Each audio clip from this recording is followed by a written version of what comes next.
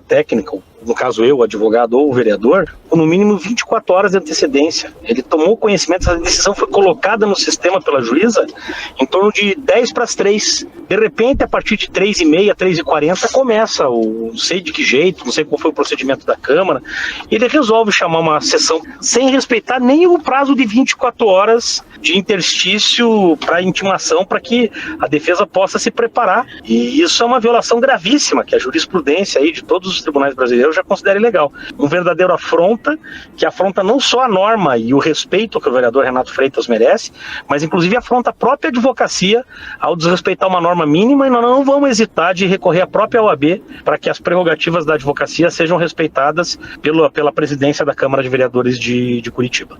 Para que a cassação de Freitas seja aprovada no plenário, é preciso que a maioria absoluta dos vereadores vote favorável, ou seja, pelo menos 20 parlamentares. Se essa margem não for alcançada em 2 turnos, nas sessões de hoje e de amanhã, o caso é arquivado. Por serem autores de representações contra Renato Freitas, 4 parlamentares não participam da votação. São eles Pia Petruzzello, do PP, Éder Borges, do PSD, Pastor Marciano Alves, do Solidariedade e Osias Moraes, também do Republicanos. Com isso, 34 vereadores vão analisar o caso nas sessões plenárias. Vamos lá, então vamos falar primeiro sobre essa fala do advogado, tá no direito dele. Esse advogado é bom, já avisei aqui, ele é um dos melhores advogados da cidade nessa questão eleitoral, Guilherme Gonçalves, muito ligado ao Partido dos Trabalhadores. Ele já achou lá a tese de defesa dele, onde ele vai se agarrar, no regimento, numa vírgula, da vírgula ali, e vamos ver o que vai dar, né? Agora, com todo o respeito ao advogado, falar que está sendo cerceada a defesa, tem mais de 4 meses que esse caso está sendo empurrado com a barriga. Foi no começo de fevereiro que o vereador invadiu a igreja. Fevereiro, nós estamos em junho, quase julho. E eu sempre falei aqui, a estratégia da defesa é empurrar para depois do recesso, para ganhar mais uma narrativa ali que vai dizer que além de vereador ele é pré-candidato, estão cerceando um negro pré-candidato. O PT vai dizer isso. E o que eu já falei aqui que é fake news. Não tem nada a ver com a cor do Renato Freitas, mas nada que ver com a cor dele. Não é racismo, coisa nenhuma. Ele está sendo julgado porque invadiu uma igreja. É um fato concreto. Há imagens que mostram isso. Eu vou repetir a exaustão. O padre fecha a porta na cara dele. Porque ele não estava sendo bem-vindo naquele momento, porque ele estava fazendo baderna. Porque ele queria ocupar um lugar que é sagrado de uma maneira autoritária, sem ser convidado, ou sem demonstrar pelo menos o respeito necessário a um local como aquele. Então fecha a porta, ele e a sua trupe entram pela porta do lado. Isso é crime, artigo 208 do Código Penal, ponto. Esse é o fato. Que vão falar agora que é perseguição, é mentira. Ele fez o que fez e está sendo julgado por isso. Tanto é verdade que a colega de partido dele, Carol D'Artora, que também estava na mesma manifestação, mas não invadiu a igreja, está lá exercendo o mandato dela sem qualquer problema, bem tranquila. Então, vamos parar com essa história. Ponto 2.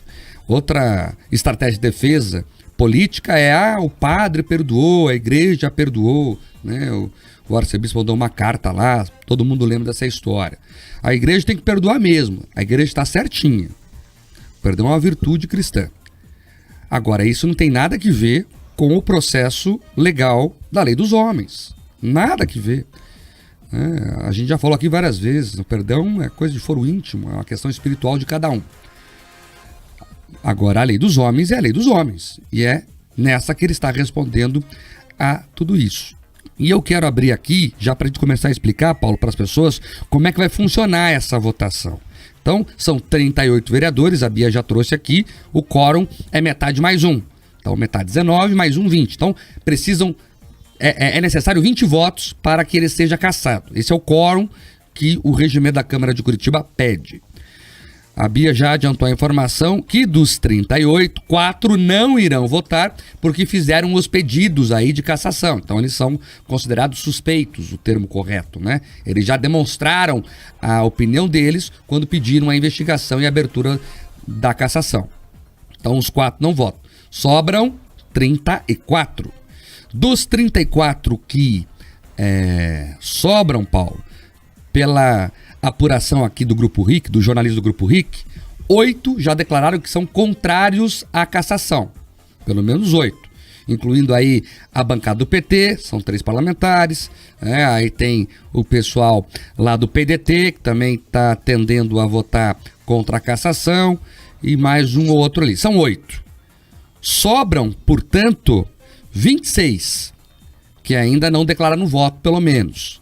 Dos 26, 20 tem que votar pela cassação para que ele seja afastado do cargo. Então o quadro nesse momento é esse. E eu tenho escutado muitos vereadores, converso com vários todos os dias, dizendo o seguinte: olha, é difícil se posicionar porque, veja, o PT é muito forte, vai perseguir, tem a questão da patrulha do debate racial, então tem muito vereador que pode se abster.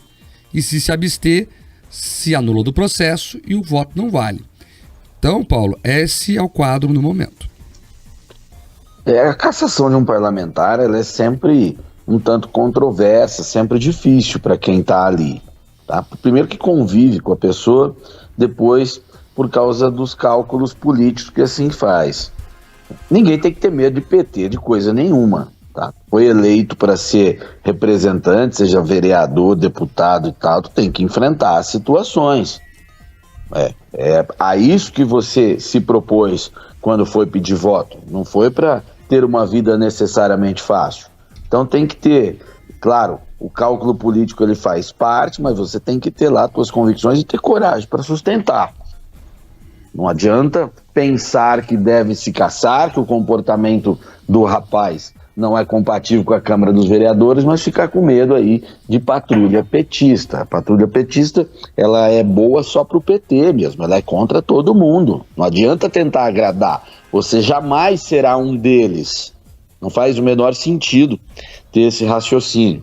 Agora, se achar que não deve caçar por outra razão, cada um que arque com as suas consequências, né? Com as consequências de suas posições.